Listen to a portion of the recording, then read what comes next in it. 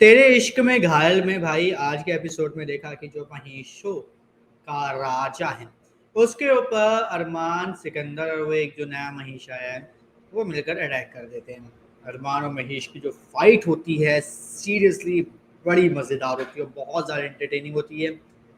महेश के राजा को जिस तरीके से हम लोगों ने पहाड़ पर खड़े होकर एक आसन करते हुए देखा, वो भी एक बहुत ज़्यादा मतलब इंटरेस्टिंग चीज़ है। प्लस वो चीज़ें दिखाता है कि जो महिषों के राजा हैं वो शिव जी के भक्त हैं और वो शिव जी को बहुत मानते हैं। और ऑब्वियस सी बात है कि महेश जो होते हैं वो शिव जी का वाहन है, तो शिव जी के साथ उनका कोई ना कोई कनेक्शन ज़रूर होता है और वो यहाँ पे एक तरीके से उनका ध्यान करते हुए नजर आते हैं।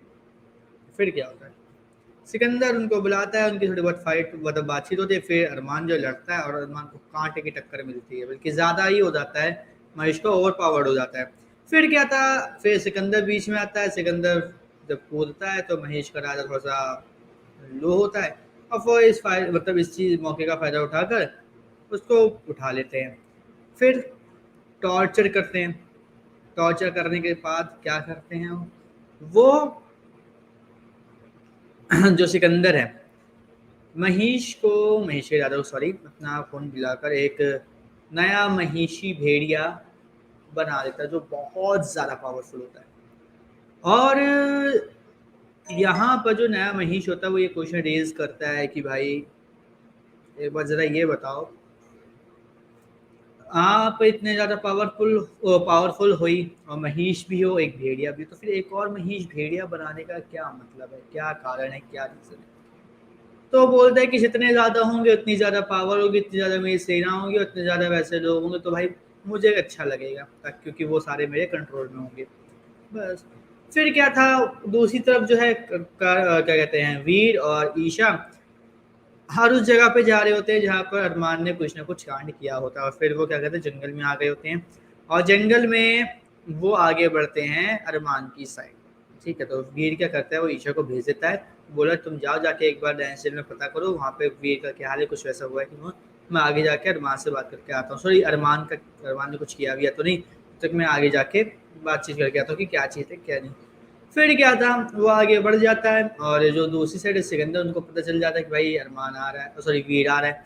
तो यहाँ पे क्या कहता है वो नया महिष होता है वो फिर से एक चोट दे देता है अरमान को ताकि वो उससे दूर ना भाग सके, क्योंकि अगर वो दूर भागेगा तो उसको पता है क्या होगा।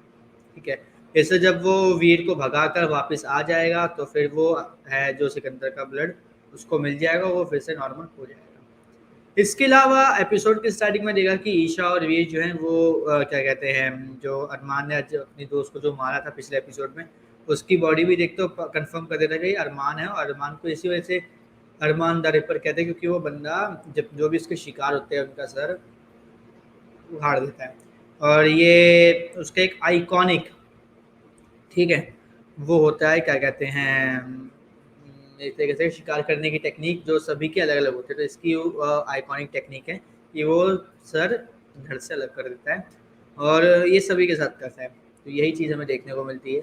और फिर क्या था, फिर मतलब चीज़ें थोड़ी सी नॉर्मल लगी, बिल इन लोगों के बीच थोड़ी कॉमेडी होती है, थोड़ी बातचीत होती है, थोड़ा सा एक हम लोग कह सकते हैं कि रोमांटिक साइड भी इनकी देखने को मिलती है कई जगह पे, कुछ कुछ जगहों पे, लेकिन फिर नॉर्मल भी हो जाते हैं, तो मतलब चीज़ें मिक्स जब थी। लेकिन मैं सच बताऊं अरमान और महेश की जो फाइट हुई है महेश के राजा की, वो बहुत ज़्यादा मुझे मज़ा आया। मैं बहुत ज़्यादा इंटरेस्टेड था इस फाइट को देखने के लिए और इन्होंने बखूबी उस फाइट को अच्छे से निभाया है, तो मैं कहूँगा कि फाइट बहुत ज़्यादा मज़ेदार थी। बाकी भाई आप हमें कमेंट करके बताइए कि आपको भाई तेरे इश्क में घायल का एपिसोड मज़ेदार लग रहा है, नहीं लग रहा है, बोरिंग लग रहा है, क्या चल रहा है, कमेंट करके हमें ज़रूर बताएं। और राहुल सुधीर की एंट्री के बाद आपको क्या लग रहा है, क्या इस शो को अगले सीजन के लिए रिन्यू करना चाहिए या नहीं करना चाहिए, इसके बारे में भी कमेंट करके ज़रूर बताएं। और इसी तरीके की अपडेट से जुड़े रहने के लिए हमारे चैनल को सब्सक्राइब कर लीजिए, बेल आइकन को दबा लीजिए ताकि आपसे मिस ना हो हमारा कोई भी लेटेस्ट